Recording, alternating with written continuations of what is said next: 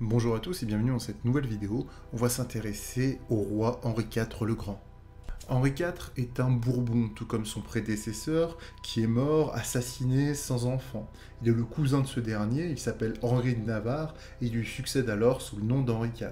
C'est un roi sans couronne pour l'heure, car Paris résiste toujours et le pays ne peut pas tolérer à sa tête un protestant. Henri doit donc conquérir son propre royaume. Il finira par abjurer son protestantisme en 1593 à Saint-Denis, puis il est sacré à Chartres, Reims et sa cathédrale étant toujours aux mains des ligueurs contre le roi à ce moment-là. Un mois plus tard, le roi rentre à Paris, c'est alors une véritable consécration populaire. Pour clore cette recharge de l'autorité royale, le roi va obtenir l'absolution du pape Clément VIII. Tous ses péchés, et notamment son ancienne foi, sont pardonnés.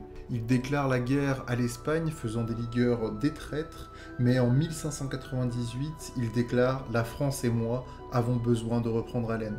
Il signe donc le traité de Vervins, qui met fin à la guerre de l'Espagne, et l'édit de Nantes, qui met fin à la guerre religieuse. Henri IV a alors pour but de redresser la France, notamment d'un point de vue de l'intérieur. Il va nommer de nombreux ministres, des fonctionnaires dévoués à lui, et chasser les grands vassaux qui étaient au pouvoir.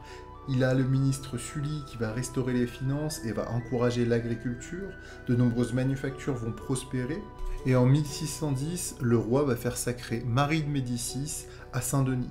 Et le lendemain, il finira assassiné par Ravaillac. Le roi Henri IV était considéré comme un bon roi et des poèmes, des chansons, des affiches entouraient la reconstruction du pays. Son assassinat va le faire entrer dans la légende en faisant un roi qui s'est sacrifié pour sa patrie.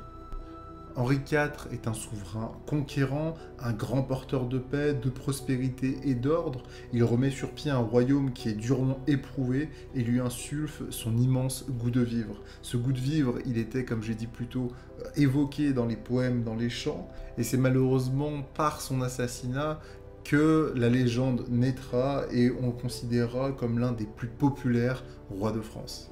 Voilà, c'est tout pour moi, j'espère que cette vidéo vous a plu. Comme d'habitude, n'hésitez pas à vous abonner, à lâcher un petit pouce bleu si c'est le cas. Si vous avez des questions, les commentaires sont là pour vous. Si la vulgarisation ou la mythologie vous intéresse, n'hésitez pas à aller voir les autres vidéos qui ont dû s'afficher en fiche ou même aller farfouiller dans les playlists. On a fait pas mal de choses depuis pas mal de temps, sachant que dans cette petite série, je rentre pas vraiment dans les détails, mais dans les autres, en tout cas, on fait des épisodes un peu plus longs, donc n'hésitez pas vraiment à aller voir.